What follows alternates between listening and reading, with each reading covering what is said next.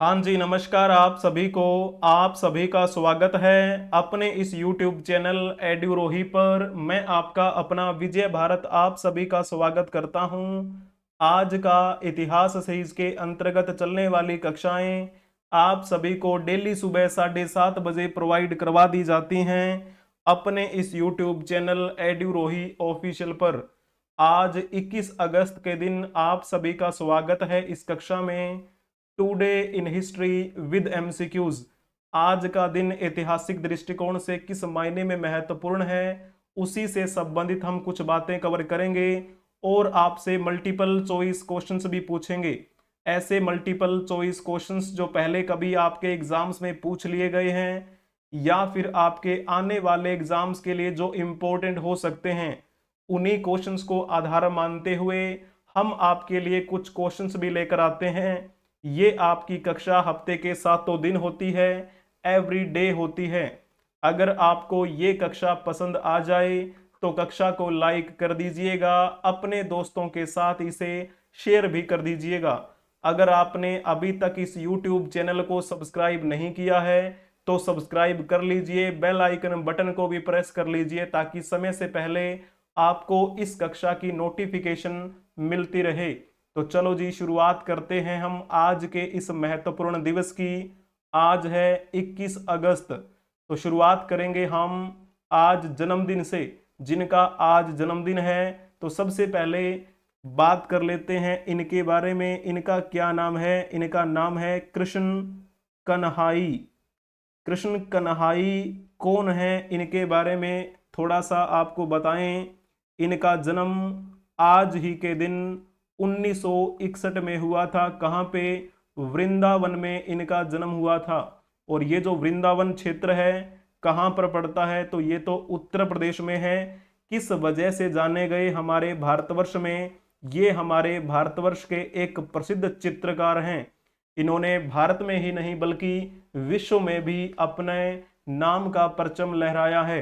एक क्वेश्चन जो आपसे पूछा जा सकता है, भारत सरकार ने किस वर्ष प्रसिद्ध भारतीय चित्रकार कृष्ण कन्हाई को पद्मश्री से सम्मानित किया, जो यथार्थवादी समकालीन चित्रकला और भगवान राधा कृष्णन की थीम पर पेंटिंग बनाने में माहिर हैं?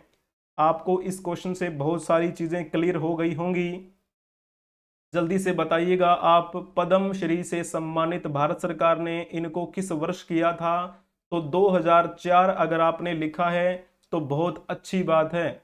इनको यश भारती पुरस्कार भी दिया गया।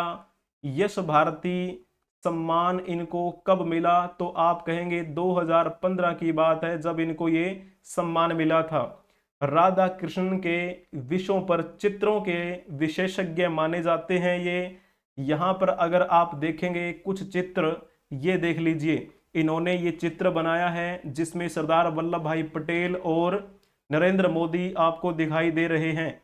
और इस चित्र को लेकर ये हमारे भारतीय प्रधानमंत्री नरेंद्र मोदी से मिले और उसके बाद में ये इन्होंने फोटो क्लिक करवाई। यहाँ पर आपको पता है ये हेमा मालिनी, इनके बारे में तो आप जानते ही होंगे।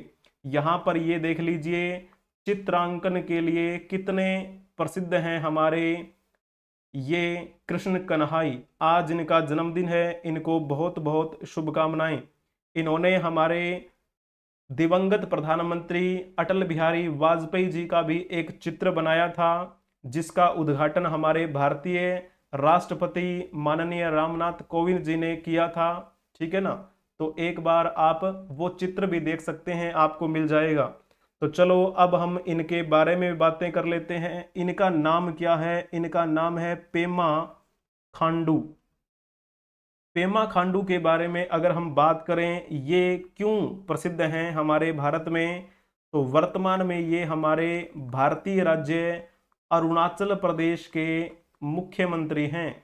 अरुणाचल प्रदेश के सीएम की भूमिका निभा रहे हैं और कितनी बार ये सीएम बन चुके हैं? ये इनका तीसरी बार का कार्यकाल चल रहा है। तो आप कह देंगे कौन सी पार्टी से हैं ये? भारतीय जनता पार्टी से संबंधित हैं।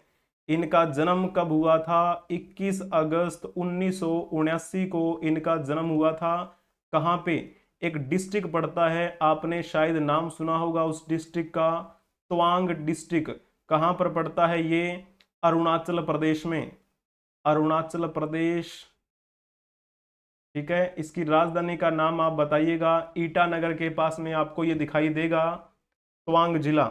चलो जी, अगर हम बात करें अरुणाचल प्रदेश के कौन से नंबर के मुख्यमंत्री हैं ये, तो वैसे ये 9वें मुख्यमंत्री हैं।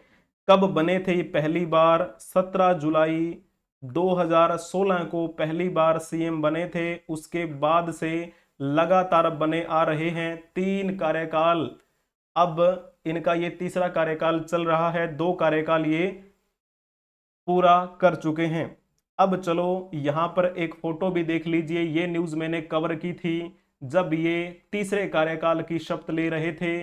द हिंदू ने ये न्यूज प्रकाशित की थी जब हमारे भारत में लोकसभा के चुनाव हो रहे थे, तो उसी समय 4 राज्यों में विधानसभा के चुनाव हुए थे। जैसे अरुणाचल प्रदेश की बात करें, सिक्किम की बात करें, आंध्र प्रदेश की बात करें और ओडिशा की बात करें, इन चारों राज्यों में विधानसभा के चुनाव हुए थे जब हमारे पूरे भारतवर्ष में लोकसभा के चुनाव हो रहे थे। उसी समय ये तीसरी बार शपथ लिए थे। यहां पर आपको पता लग भी जाएगा, चीफ मिनिस्टर पेमा खांडू, ठीक है, अरुणाचल प्रदेश के नए मुख्यमंत्री के रूप में शपथ लेते हुए दिखाई दे रहे हैं। चलिए, बहुत बढ़िया, भारतीय जनता पार्टी की तरफ से हैं ये। अब चलो थोड़ा सा आपको मैं बताने का प्रयास करूं। अगर अरुणाचल प्रदेश में आपसे पूछा जाए कि विधानसभा की सीटें कितनी हैं, तो फिर आपको लिख देना है विधानसभा की टोटल 60 सीटें हैं। ठीक है, 60 सीटें। उन 60 सीटों में से भारतीय जनता पार्टी ने कितनी सीट हासिल की थी? 51 बहुमत हासिल किया था बीजेपी ने। और भारतीय जनता पार्टी के नेता जो हैं पेमा खांडू, ये अब मुख्यमंत्री है वहां पर। वहीं जब हम बात करें लोकसभा की, तो अरुणाचल प्रदेश में लोकसभा की कितनी सीटें हैं, तो आपको लिख देना है 2 सीटें हैं। और दोनों की दोनों सीटें किसने जीती? भारतीय जनता पार्टी ने जीती। चाहे विधानसभा की बात करी जाए, चाहे लोकसभा की बात की जाए, दोनों ही क्षेत्र में भारतीय जनता पार्टी ने यहां पर अपना प्रभुत्व जमाया। क्लियर हुआ आपको ये पॉइंट? बहुत बढ़िया। अब चलो आप एक क्वेश्चन बताने का प्रयास करेंगे। अरुणाचल प्रदेश के वर्तमान में राज्यपाल कौन है? जल्दी से आप इस क्वेश्चन का जवाब देने का प्रयास करेंगे। जल्दी जल्दी बताओ। अरुणाचल प्रदेश के, अगर आपने डी ऑप्शन टिक किया होगा तो आपने बखूबी अच्छा जवाब दिया है। लेफ्टिनेंट जनरल केवल्य त्रिविक्रम परनायक अरुणाचल प्रदेश के वर्तमान में राज्यपाल हैं। वहीं जब हम बात करें ऑप्शन ए के बारे में, PS श्रीधरन पिल्लई वर्तमान में गोवा के राज्यपाल की भूमिका निभा रहे हैं। हरिभाऊ किशन राव बागड़े वर्तमान में राजस्थान के राज्यपाल की भूमिका निभा रहे हैं। इनसे पहले राजस्थान के राज्यपाल कलराज मिश्र थे। इनकी अभी कुछ ही दिन पहले नियुक्ति हुई है। राज्यपाल की नियुक्ति किसके द्वारा की जाती है? तो आपको पता होना चाहिए, राष्ट्रपति के द्वारा की जाती है। लेफ्टिनेंट जनरल गुरमीत सिंह के बारे में आपने सुना होगा। ये वर्तमान में कहाँ के राज्यपाल की भूमिका निभा रहे हैं? तो आप बताइएगा कमेंट में। ठीक है, ये आपके लिए जल्दी से बता दो कौन सा इसमें ठीक रहेगा। बता दिया तो उत्तराखंड अगर आपने टिक किया है तो फिर आपका ये बिल्कुल ठीक है। अब चलो हम चलते हैं इनके बारे में जानकारी हासिल करने के लिए। इनका नाम क्या है? इनका नाम है शैलेश नायक। तो चलो पहले मैं आपको थोड़ा सा इनके बारे में बता देता हूं। इनका जन्म 1953 में हुआ था, आज ही के दिन। कहाँ पे इनका जन्म हुआ? नवसारी। और ये जो नवसारी क्षेत्र है कहाँ पर पड़ता है ये? तो ये तो गुजरात में है। गुजरात से बिलोंग करते हैं शैलेश नायक। किस वजह से ये हमारे भारतवर्ष में जाने गए? ये हमारे भारत के एक प्रसिद्ध वैज्ञानिक हैं, भारतीय वैज्ञानिक। ठीक है ना। जैसे हम बात करें भूवैज्ञानिक के बारे में, तो भूमि से संबंधित जो भी गतिविधियां होती हैं उनको समझने का भरसक प्रयास किया। उसी क्षेत्र में इन्होंने महारत भी हासिल की। भारतीय वैज्ञानिक शैलेश नायक कितने समय तक पृथ्वी प्रणाली विज्ञान संगठन ESSO के अध्यक्ष रहे? जल्दी से आप ये क्वेश्चन बताने का प्रयास करेंगे। ये सचिव की भूमिका में रहे थे हमारे पृथ्वी विज्ञान मंत्रालय के सचिव के रूप में। ठीक है, भारत सरकार का जो मंत्रालय है। और उससे अगर हम एक इस क्वेश्चन को भी देखने का प्रयास करें, ESSO के अध्यक्ष के रूप में इन्होंने 2008 से 2015 तक कार्य किया। चलो थोड़ा सा मैं लिख देता हूं, पृथ्वी विज्ञान मंत्रालय। तो क्या आप बता सकते हैं पृथ्वी विज्ञान मंत्रालय, अब इस मंत्रालय के कैबिनेट मंत्री कौन है? जल्दी से बताओ। हालांकि ये सचिव के रूप में कार्यरत रहे थे इस मंत्रालय में। क्लियर हुआ आपको ये पॉइंट? चलिए बहुत बढ़िया। इनका आज जन्मदिन है, इनको बहुत बहुत बधाई हो। अब हम चलेंगे उनके बारे में जानने के लिए जिनकी आज जयंती है या फिर जिनकी पुण्यतिथि है। हम शुरुआत करेंगे जयंती से, जिनकी आज जयंती है। इनका नाम क्या है? इनका नाम आपने बखूबी सुना होगा। इनका नाम है डॉक्टर ब्रह्म प्रकाश। इनका जन्म कब हुआ था? इनका जन्म 21 अगस्त 1912 को हुआ था। आज ही के दिन इनका जन्म हुआ। कहाँ पे? लाहौर में इनका जन्म हुआ। और उस समय आपको पता है पाकिस्तान नाम की कोई भी चीज़ नहीं थी। वर्तमान की दृष्टि से अगर देखा जाए तो ये लाहौर पाकिस्तान में पड़ता है। इनकी मृत्यु 1984 में हमारे भारत में हुई थी। किस वजह से जाने गए? तो ये आप कह सकते हैं डायरेक्टरेट की उपाधि धारण कर चुके थे। विज्ञान एवं अभियांत्रिकी के क्षेत्र में इन्होंने एक अपनी पहचान बनाई। तो अगर आपसे मैं एक क्वेश्चन पूछूं तो आप बताने का कष्ट करेंगे जल्दी से। भारतीय वैज्ञानिक डॉक्टर ब्रह्म प्रकाश को विज्ञान और इंजीनियरिंग के क्षेत्र में योगदान देने के लिए भारत सरकार द्वारा रिक्त स्थान में पद्मश्री और रिक्त स्थान में पद्म भूषण से सम्मानित किया गया। जल्दी से आप बताओ इसमें से कौन सा ठीक रहेगा। अगर आपने 1961 में पद्मश्री और 1968 में पद्म भूषण लिखा है तो फिर आपने बखूबी अच्छा जवाब दिया है। Option A will be a right answer for this question. ठीक है ना? तो पद्म श्री की अगर बात की जाए तो ये हमारे भारत का चौथे नंबर का नागरिक सम्मान है। पद्म भूषण की बात की जाए तो ये हमारे भारत का तीसरे नंबर का सर्वोच्च नागरिक सम्मान है। क्लियर हुआ आपको ये पॉइंट? गलती आपकी इसमें बिल्कुल भी नहीं होनी चाहिए। ठीक है ना? चलो जी, अब इसरो की अगर हम बात करें, इसरो के लिए वह विक्रम साराभाई अंतरिक्ष केंद्र के पहले निदेशक के रूप में कार्यरत रहे थे। क्लियर हुआ आपको ये पॉइंट? चलिए बहुत बढ़िया। अब हम इनके बारे में भी जानकारी हासिल कर लेते हैं। इनका नाम क्या है? नारायण, सॉरी टाइपिंग मिस्टेक, एक मिनट रुकना जरा। हाँ जी, नारायण श्रीधर बेंद्रे। इनके बारे में आप थोड़ा सा एक क्वेश्चन बताने का प्रयास करेंगे, फिर हम कंटिन्यू करेंगे इनके बारे में बात। नारायण श्रीधर बेंद्रे प्रसिद्ध भारतीय रिक्त स्थान थे। तो जल्दी से आप बताओ क्या थे वो? क्या एक गायक थे, क्या वो लेखक थे, या फिर चित्रकार थे, या फिर नाटककार थे? अगर आपने लिखा होगा ऑप्शन सी तो आपने बखूबी अच्छा जवाब दिया है। हमारे भारत के प्रसिद्ध चित्रकार थे नारायण श्रीधर बेंद्रे। इनका जन्म आज ही के दिन 1910 में हुआ था। कहाँ पर इनका जन्म हुआ? तो आप कहेंगे इंदौर में इनका जन्म हुआ था। इंदौर कहाँ पर है? तो ये तो मध्य प्रदेश में है। और इनकी मृत्यु कब हुई थी? 19 फरवरी 1992 को इनकी मृत्यु हुई थी। इनको इनकी चित्रकारी की वजह से भारत सरकार ने पद्मश्री सम्मान दिया था। और वो पद्मश्री सम्मान हमारे भारत का चौथे नंबर का नागरिक सम्मान है, जो इनको कब मिला था? 1969 में मिला था। इनको कालिदास सम्मान से भी सम्मानित किया गया। ये पॉइंट आपको इनके बारे में पता होना चाहिए। ठीक है ना? चलिए बहुत बढ़िया। इनकी क्या है, आज जयंती है, हम इन्हें नमन करते हैं। ये रहे चित्रकार, आपको दिखाई दे रहे होंगे।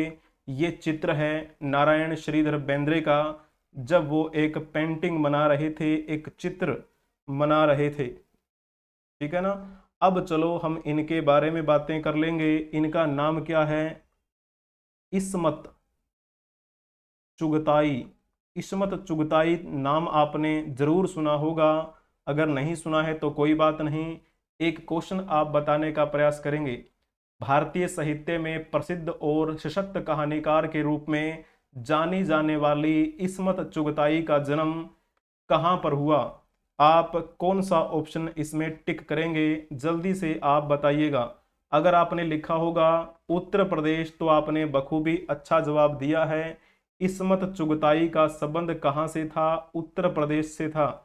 इनका जन्म आज ही के दिन 1915 में हुआ था, बदायूं क्षेत्र में। और ये बदायूं आपको पता है वर्तमान की दृष्टि से देखा जाए तो उत्तर प्रदेश में पड़ता है ये एरिया।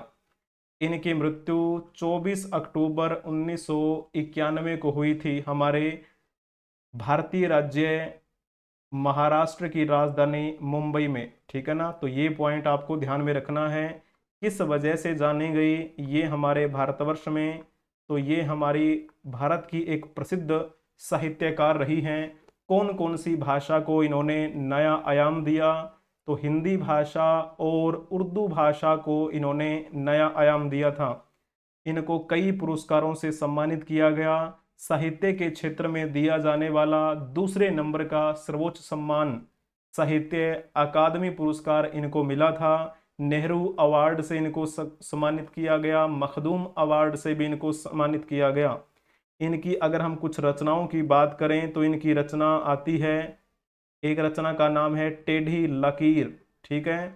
इनकी एक रचना है एक बात। ठीक है। एक इनकी रचना थी लिहाफ। लिहाफ नाम से आपको पता लग गया होगा कि ये हिंदी की नहीं है, ये उर्दू की है ना। तो इस प्रकार आपको बातें ध्यान में रखनी है इस्मत चुगताई के बारे में। इस्मत चुगताई ने ठेठ मुहावरेदार गंगा जमुनी भाषा का इस्तेमाल किया था, जिसे हिंदी उर्दू की सीमाओं में कैद नहीं किया जा सकता। उनका भाषा प्रवाह अद्भुत माना जाता है। इस्मत चुगताई हमारे भारत की एक महिला साहित्यकार हुई हैं, एक कहानीकार हुई हैं। ठीक है। उन्होंने महिलाओं से जुड़े मुद्दों को अपनी रचनाओं में बेबाकी से उठाया था। पुरुष प्रधान समाज में उन मुद्दों को चुटीले और संजीदा ढंग से पेश करने का जोखिम भी इन्होंने उठाया। इनके बारे में आप और भी ज़्यादा जानकारी हासिल कर सकते हैं, सर्च कर लीजिए इनके बारे में आज आप। अब चलो हम उनके बारे में जानेंगे जिनकी आज पुण्यतिथि है। तो शुरुआत करते हैं हम इनके बारे में। इनका नाम हो नहीं सकता कि आपने सुना ना हो, आपने 101% आपने इनका नाम सुना होगा, बिस्मिल्लाह खां। बड़ा ही इम्पोर्टेंट किरदार है ये। इनसे संबंधित क्वेश्चन भर भर के पूछे जाते हैं, अनगिनत बार पूछे जाते हैं। बिस्मिल्लाह खान का जन्म 21 मार्च 1916 को हुआ था। कहाँ पे? डुमराव में। और ये जो डुमराव क्षेत्र है वर्तमान की दृष्टि से देखा जाए तो कहाँ पर पड़ता है? बिहार में है ये एरिया। इनकी मृत्यु आज ही के दिन 2006 में हुई थी। और इनको क्या कहा जाता है? उस्ताद बिस्मिल्लाह खां इनको कहा जाता है। एक क्वेश्चन आप इनके बारे में बताने का प्रयास करेंगे। उस्ताद बिस्मिल्लाह खां निम्नलिखित में से किस वाद्य यंत्र से संबंधित थे? तो आप इस क्वेश्चन के आगे वेरी वेरी वेरी इंपॉर्टेंट लिख सकते हैं। बहुत बार ये क्वेश्चन पूछा गया है। उस्ताद बिस्मिल्लाह खान ये कौन से वाद्य यंत्र से संबंधित थे? शहनाई से संबंधित थे। शहनाई वादक थे हमारे बिस्मिल्लाह खां, शहनाई वादक। क्लियर हुआ आपको ये पॉइंट? अगर हो गया है तो बहुत बढ़िया। इनको भारत सरकार के द्वारा भारत रत्न से सम्मानित किया गया था। भारत रत्न हमारे भारत का सर्वोच्च नागरिक सम्मान है। इनको सभी सर्वोच्च पुरस्कारों से सम्मानित किया गया था। अगर हम बात करें पद्म विभूषण के बारे में, पद्म विभूषण हमारे भारत का दूसरे नंबर का सर्वोच्च नागरिक सम्मान है। पद्म भूषण जो हमारे भारत का तीसरे नंबर का नागरिक सम्मान है। ठीक है, और पद्म श्री हमारे भारत का चौथे नंबर का नागरिक सम्मान है, सर्वोच्च नागरिक सम्मान। ये जो चार होते हैं हमारे भारत में, ये चारों के चारों ही इनको दिए गए थे। एशियाई संगीत सम्मेलन हुआ था 1969 के आसपास में, उस समय इनको एक पुरस्कार मिला था, रोस्टम पुरस्कार। वो भी आपको ध्यान में रखना है। क्लियर हुआ आपको ये पॉइंट। 15 अगस्त को प्रधानमंत्री का जब भाषण हुआ करता था, उस समय इनकी शहनाई का वादन एक प्रथा ही बन गया था, इतने फेमस हो गए थे बिस्मिल्लाह खां। इनके बारे में आप थोड़ी और ज़्यादा जानकारी हासिल कर लीजिएगा, ठीक है ना। इनके दादा थे दादा रसूल बख्श खां, ठीक है ना। तो जैसे इनका फिर नाम इनके दादाजी ने रखा था। बाकी और बातें इनके बारे में आप पढ़ सकते हैं, लेकिन क्वेश्चन जो है वो यही ज़्यादा पूछा जाता है, कौन सा वाद्य यंत्र ये बजाया करते थे, ठीक है ना। तो यहाँ पर आप ये देख पा रहे होंगे एक चित्र जो आपको यहाँ पर दिखाई दे रहा है। ये साथ में महिला कौन है? गंगूबाई हंगल जो हैं वो इनके साथ आपको दिखाई दे रही हैं, ठीक है ना। कई फिल्मों में भी इन्होंने संगीत दिया था, कन्नड़ मूवीज में भी दिया, बॉलीवुड में भी इन्होंने अपनी जो ये शहनाई की धुन है वो दी थी, ठीक है ना। तो इस प्रकार आपको इनके बारे में और ज़्यादा जानकारी हासिल करनी है। अब चलो हम इनके बारे में बातें कवर करेंगे। इनका नाम क्या है? सच्चिदानंद सच्चिदानंद राउत राय इनका नाम है। पहले आप इनके बारे में एक क्वेश्चन बताने का प्रयास करेंगे। ओडिशा भाषा के महान साहित्यकार सच्चिदानंद राउत राय को किस वर्ष ज्ञानपीठ पुरस्कार से सम्मानित किया गया? ज्ञानपीठ पुरस्कार क्या होता है? एक ऐसा पुरस्कार जो साहित्य के क्षेत्र में सर्वोच्च माना जाता है। तो आप इनके इस पुरस्कार से अंदाजा लगा सकते हैं कितने महान साहित्यकार रहे होंगे अपने समय के सच्चिदानंद राउत राय, जिनको ये पुरस्कार मिला था 1986 में। अगर आपने बी ऑप्शन टिक किया होगा तो आपने बिल्कुल सही लिखा है। इनका जन्म 13 मई 1916 को हुआ था। कहाँ पे? ओडिशा में, ठीक है ना, ओडिशा। जब हम बात करें इनकी मृत्यु कब हुई थी, इनकी मृत्यु 21 अगस्त 2004 को हुई थी। कहाँ पर इनकी मृत्यु हुई? कटक में हुई थी। ये पॉइंट आपको ध्यान में रखना है। किस वजह से जाने गए? तो ये ओडिया भाषी साहित्यकार हुए हमारे भारतवर्ष में। इनके द्वारा जो रचनाएं लिखी गई, उन रचनाओं में से अगर मैं कुछ एक रचनाओं के बारे में आपको बताऊं तो इनकी एक रचना है पाथेय नाम से, पाथेय। इनकी एक रचना थी हांसत, हांसत नाम से भी इनकी एक रचना है। एक इनकी रचना है माटीर ताज, माटीर ताज। तो ये रचना भी जो है वो इनके द्वारा लिखित है। ओडिया साहित्य में अहम इन्होंने अपना योगदान दिया। इनको भारत सरकार ने पद्मश्री से सम्मानित किया था।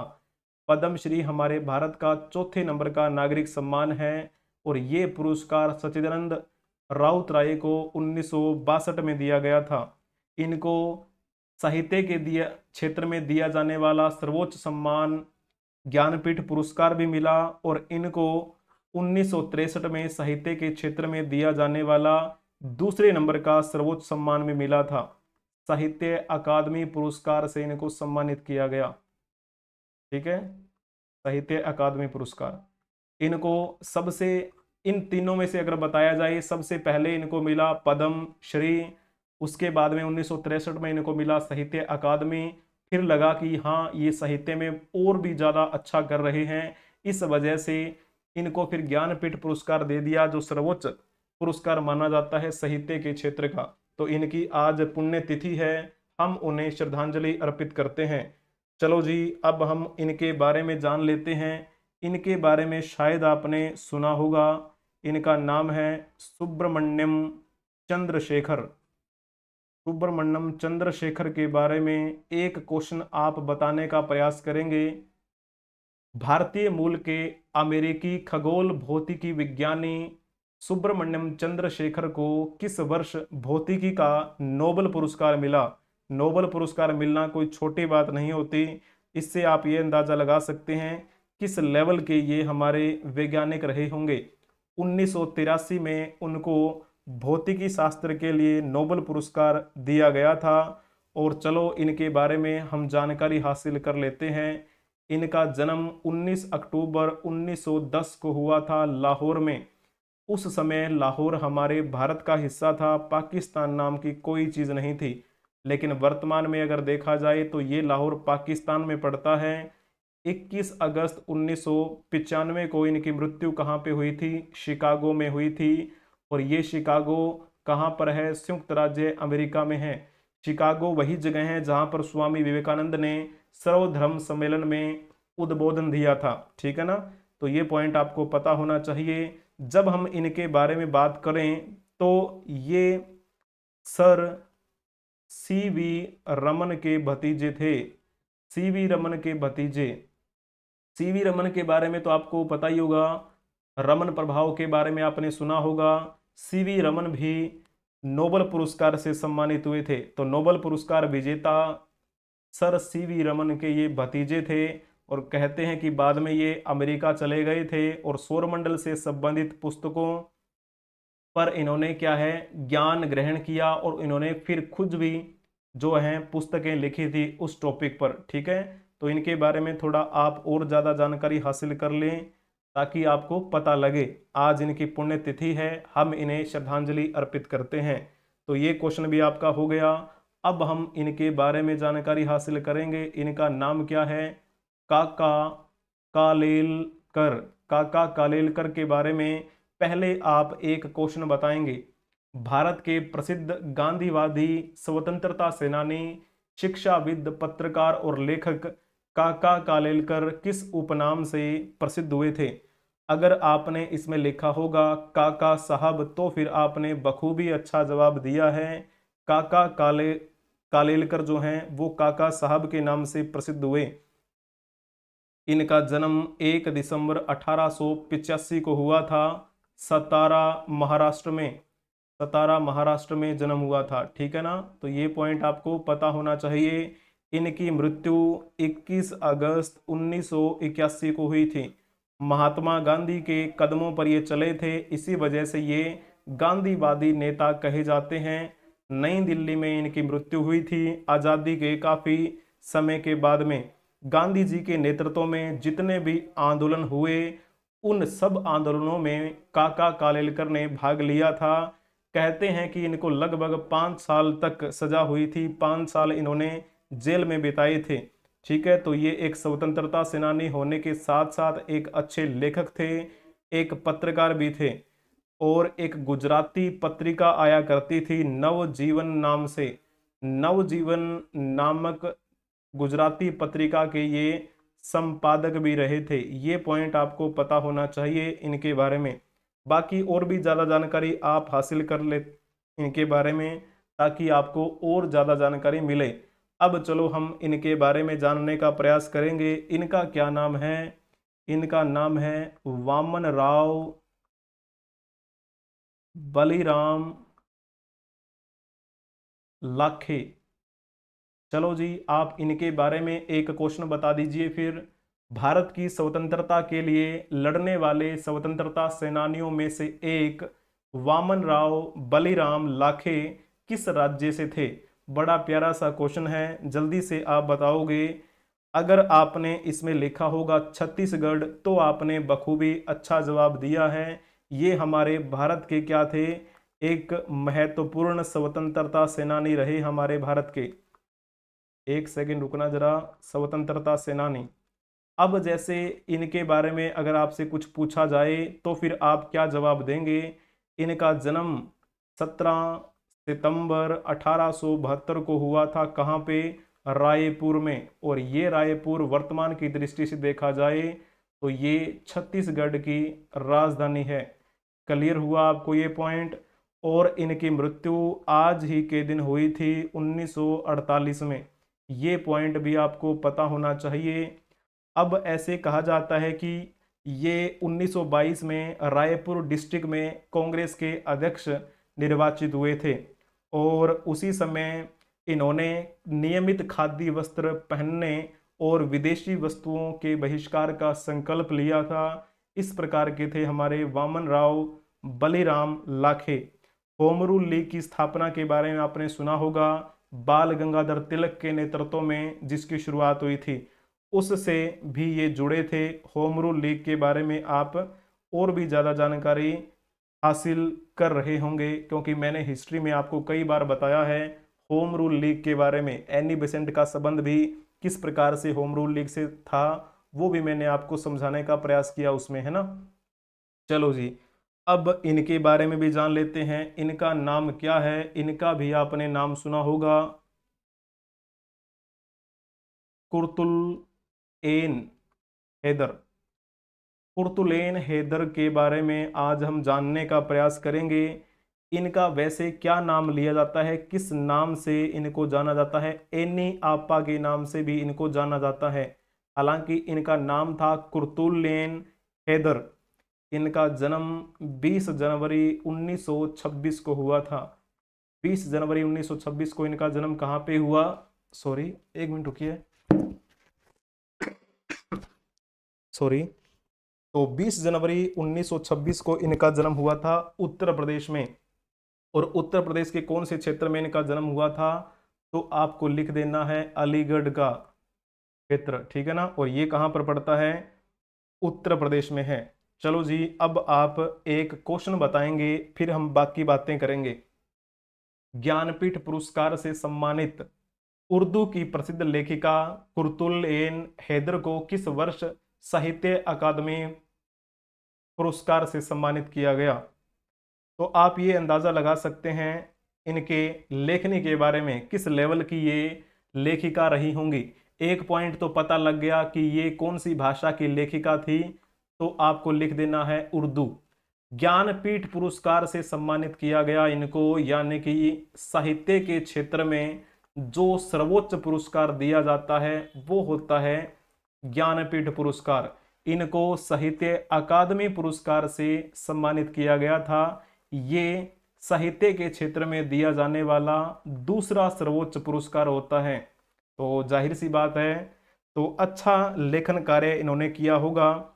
इनको साहित्य अकादमी पुरस्कार से 1967 में सम्मानित किया गया था, ठीक है। और ज्ञानपीठ पुरस्कार से इनको बाद में सम्मानित किया गया था। जाहिर सी बात है, पहले छोटा पुरस्कार मिलता है, बाद में बड़ा पुरस्कार मिलता है, कुछ अच्छा और अच्छा कर जाएं तो, है ना। तो इनको और भी कई पुरस्कारों से सम्मानित किया गया। भारत सरकार ने इनको पद्म भूषण से सम्मानित किया था 1989 में। इनको सोवियत लैंड नेहरू पुरस्कार भी दिया गया 1969 में। गालिब अवार्ड से भी इनको सम्मानित किया गया 1985 में।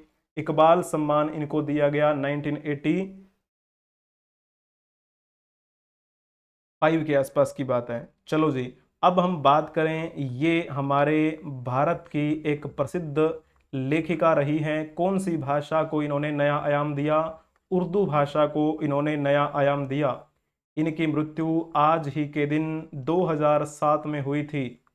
कहाँ पे इनकी मृत्यु हुई? नोएडा में। ये जो नोएडा क्षेत्र है ये कहाँ पर पड़ता है? उत्तर प्रदेश में है ये। तो भारत की एक महान लेखिका कुर्तुल-ए हैदर, जिनकी आज जयंती है, उनके हम इस दिन पर श्रद्धांजलि अर्पित करते हैं। चलो जी, आज के लिए इतना ही। जिनका आज जन्मदिन है उनको बहुत बहुत बधाई हो। जिनकी आज पुण्यतिथि है या फिर जयंती है उनको हम श्रद्धांजलि अर्पित करते हैं। अगर आपको ये कक्षा पसंद आई है तो लाइक कर दीजिए इस कक्षा को, अपने दोस्तों के साथ शेयर भी कर दीजिए इस कक्षा को। अगर आपने अभी तक इस YouTube चैनल को सब्सक्राइब नहीं किया है तो सब्सक्राइब कर लीजिए, बेल आइकन बटन को भी प्रेस कर लीजिए ताकि समय से पहले आपको इस कक्षा की नोटिफिकेशन मिलती रहे। बने रहने के लिए आप सभी का धन्यवाद। Thank you for watching, like share and subscribe. इस कक्षा की आपको PDF नहीं मिलेगी, केवल करंट अफेयर्स की कक्षा वाली पीडीएफ आपको प्रोवाइड करवाई जाती है टेलीग्राम चैनल पे, लेकिन इस कक्षा की आपको पीडीएफ नहीं मिलती। तो आप हमें Instagram, Moj, Hipi, Josh, ShareChat, WhatsApp channel, Instagram, Twitter, X पर फॉलो कर सकते हैं। बशर्ते आपको सर्च करना है एड्यूरोही24। बने रहने के लिए आप सभी का धन्यवाद। Thank you for watching. Like, share and subscribe. बने रहिए हमारे साथ एड्यूरोही ऑफिशियल के साथ। हम मिलेंगे नेक्स्ट क्लास में, तब तक के लिए आप हंसते रहें, मुस्कुराते रहें, पढ़ते रहें, खेलते रहें और खिलखिलाते रहें। जय हिंद, जय भारत, वंदे मातरम।